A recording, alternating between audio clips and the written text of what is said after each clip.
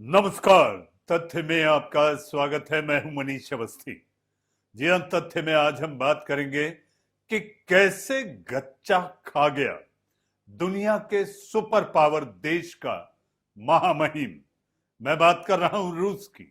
दुनिया के सबसे बड़े देश रूस में निजी सेना वैगनर के विद्रोह के बाद पश्चिमी देशों और रूस के बीच गतिरोध बढ़ता नजर आ रहा है। खासकर रूस ने अमेरिका पर साजिश के आरोप लगाए हैं। रूसी राष्ट्रपति व्लादिमीर पुतिन ने कहा कि पश्चिमी देश चाहते हैं कि रूस के लोग एक दूसरे को मारने के लिए तैयार हो जाएं। पुतिन ने कहा कि हमने वैगनर लड़ाकों को माफी दे दी है, जिनके विद्रोह ने 2 दशक के शासन के दौरान अब तक की सबसे बड़ी चुनौती पेश की है।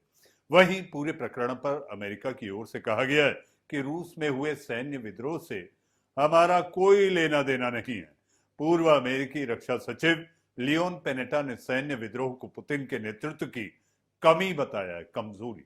लियोन पेनेटा ने कहा कि वैगनर समूह के नेता येवगेनी प्रिगोजिन ने सीधी सैन्य चुनौती का सामना करने के बाद रूसी राष्ट्रपति व्लादिमीर पुतिन केवल खुद को दोषी मानते हैं। बता दें कि वैगनर समूह रूस की प्राइवेट आर्मी है, जिसके लड़ाकों को भाड़े के सैनिक कहा जाता है। इनकी संख्या अब लगभग 50,000 है और लगभग 1 दशक पहले वैगनर समूह अस्तित्व में आया था। 10 साल पुरानी कहानी। ये सैनिक फरवरी 2022 से रूस की ओर से यूक्रेन में लड़ाई लड़ रहे थे। हालांकि इस महीने वैगनर के सैनिकों ने रूसी सेना के खिलाफ विद्रोह कर दिया। इस उथल पुथल के दौरान रूसी नेता पुतिन ने लो प्रोफाइल बनाए रखी। हालांकि कुछ विशेषज्ञों का तर्क है कि हालिया संघर्ष पुतिन की राजनीतिक स्थिरता के लिए खतरा पैदा कर सकता है। पूर्व अमेरिकी रक्षा सचिव लियोन पेनेटा ने कहा, जब कहीं अराजकता और अस्थिरता होती है तो वहां किसी भी नेता को उसके परिणाम स्वरूप समस्याओं का सामना करना पड़ता है।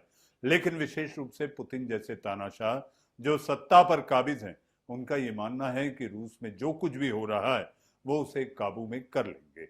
मगर पिछले दिनों वहां जो हुआ वह बताता है कि वो काबू से बाहर था। यानी कि सीधे पुतिन को चुनौती थी, उनके शासन को चुनौती थी, उस पर उनका नियंत्रण नहीं था। पेनेटा ने कहा, मुझे लगता है कि यहाँ मूल बात यह है कि पुतिन ही वह व्यक्ति है जो अपनी बनाई गई किसी चीज की कीमत चुका रहे हैं। जो बोया सो काटा, ऐसा अमेरिका मानता है। वह वही है जिन्होंने वैगनर समूह को साथ रखा, उन्हें एशिया, अफ्रीका, यूक्रेन में तैनात किया, जहां उन्होंने सभी प्रकार के अत्याचार किए, एट्रोसिटीज। और फिर जब प्रिगोजिन ने बोलना शुरू किया और पुतिन के साथ साथ रूसी सेना को भी आलोचना की करने यानी कि रूसी सेना की आलोचना की, तो उसके बाद पुतिन ने उन्हें संतुष्ट करने के लिए वास्तव में कोई कदम नहीं उठाया। तो संभवतः लबोलुभाव यह है कि रूस में जो कुछ हुआ उसके लिए पुतिन के अलावा कोई और दोषी नहीं दिखाई देता। लेकिन ये पुतिन के रुतबे को चैलेंज था, चुनौती थी। जाहिर सी बात है, दुनिया के सबसे ताकतवर लोगों में से एक व्लादिमीर पुतिन के लिए इससे बड़ा सदमा नहीं हो सकता कि जिस पर उन्होंने हाथ रखा था अब वही उसे भस्म करने पर उतारू है, जिसे भस्मासुर कहते हैं। तथ्य में आज के लिए फिलहाल इतना ही। नमस्कार।